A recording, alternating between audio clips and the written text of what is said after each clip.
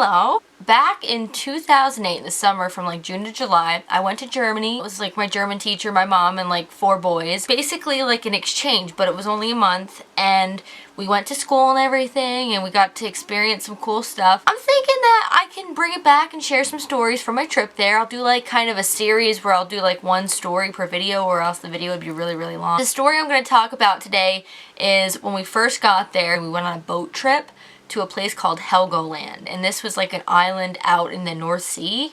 So we took like a 4-hour boat ride. So let's back it up a little bit. I got there, and then that night my host sister, my friend Karina, was like, hey, do you want to go with us to a graduation party or whatever?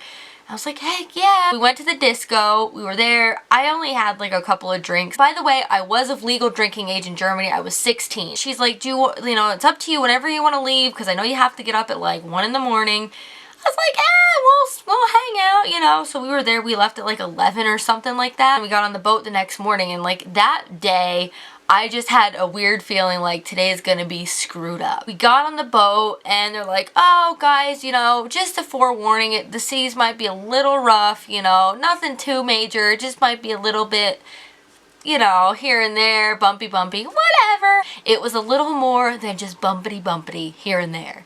If anyone knows me, I get very, very sick, like motion sick. I'm really sensitive, especially on boats. 99% of the people on the ship or on the boat got sick.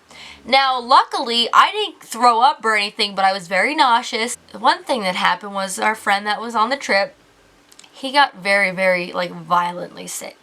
To the point where we were just sitting at this table, like a booth type table at a restaurant, and all of a sudden, he starts projectile vomiting. My poor mom she was wearing like some kind of like windbreaker jacket or something like that. He puked all over her, and this poor woman, she tried to wash it off in the bathroom of the ship and everything, but she had to basically be soaked in vomit for like an hour or two until we got to the destination. And it was just like a bad comedy. Like everybody on the ship was like throwing up in the bathrooms, and it was awful. We get to the island. Wonderful. We're excited. We're on land. Woo. We get to the hostel, and like the people that worked there were like zombies. Like they were just like, My mom's first thing was, I need to shower. We went down into the basement of the hostel because they didn't have bathroom, like showers in the rooms. The shower down there is like a community shower, like almost like a locker room. But it was freaky because it was in a basement. The picture I got was like, it was like a gas chamber or something. It freaked me out. That was the quickest shower she ever took of her life. We only stayed there for like a day. Everybody like went into the town to kind of like go shopping and just check out. I'm like, I'm a little bit tired. I'm gonna hang out. So the boys were downstairs playing ping pong in the basement, and I decided to go outside and sit on the bench to get some fresh air, you know, check out the view and everything. And there was somebody sitting on the bench like adjacent to me, and they're just like sitting there like really like weird. This guy, he was like bald, and he had like really bright, like freakishly blue eyes.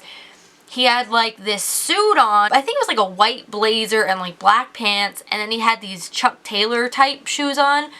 But he just like stared into me and like dragged his foot. It sounded like he had spikes on his feet or on his shoes. So I'm like, hey, I'm going back inside. My mom and I shared a room, and keep in mind, they were just like dorm rooms kind of with a sink in it. That's what it was, and they were bunk beds. I had the bottom bunk, my mom had the top bunk. I fell asleep, I was beat, no problem. My mom tells me she wakes up, it was like, or I don't even think she was sleeping, I think she was reading or something. She hears this like somebody like rattling the door, and she's like, oh, that's so funny, you're funny, stop. She thought it was one of the boys playing a joke on her, and the door keeps doing it. And she's like, what the hell? Like, there was nobody at the door. And it happens again. And she's just like, was so freaked out. And I guess it eventually stopped. But later, after we were researching this whole Helgoland experience, apparently, like, Hitler had something to do with the island. I don't know if there was something going on there. But I will never go back to Helgoland as long as I live, and it was sketchy. Not good vibes there at all. The land was beautiful. They had really good landscape, and it was awesome. But I'll never go back. So that's my story about Helgoland. Stay tuned for some more installments of my time in Germany, or whatever I want to call it, the tales from Germany or whatever. Give me a like if you're feeling generous today. Thank you so much for watching. Stay true, stay you, peace out, much love, goodbye.